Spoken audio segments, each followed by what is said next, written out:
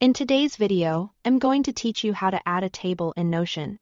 If you want a simple way to organize information visually inside a Notion page, using a basic table is a great option. It's helpful for things like lists, comparisons, quick notes, or any content that fits better into rows and columns. The good news is that adding one is very quick once you know where to find it. To get started, open a blank page in Notion and click into the empty space where you want the table to appear. Then type /table. This opens Notion's block menu and shows different table-related options.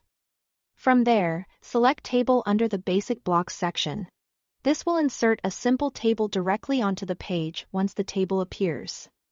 You can begin adjusting its size so it fits the kind of content you want to add. Look toward the bottom right corner of the table where you'll find the resize handles. Click and drag these handles to add or remove columns and rows. This is an easy way to shape the table without needing to rebuild it from scratch. If you only need a small table for a short set of notes, keep it compact. If you are planning to track more information, you can expand it as needed. As you start entering data, keyboard navigation can make the process much faster. Press the Tab key to move horizontally from one cell to the next. This is especially useful when you are filling out a row from left to right. If you want to move downward instead, press Enter to go into the cell below. Learning these two shortcuts can save time and make the table feel much smoother to use, especially when you're adding multiple entries. You can also customize the look and behavior of the table through the Settings menu.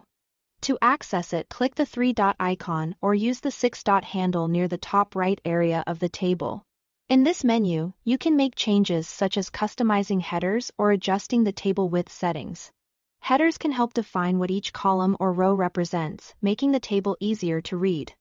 Width settings can also improve the layout, especially if you want the table to better match the rest of your page. That's all it takes to add and work with a table in Notion. Once you've inserted it, resized it, navigated through it, and adjusted the settings, you'll have a clean and useful structure for organizing your content quickly and clearly.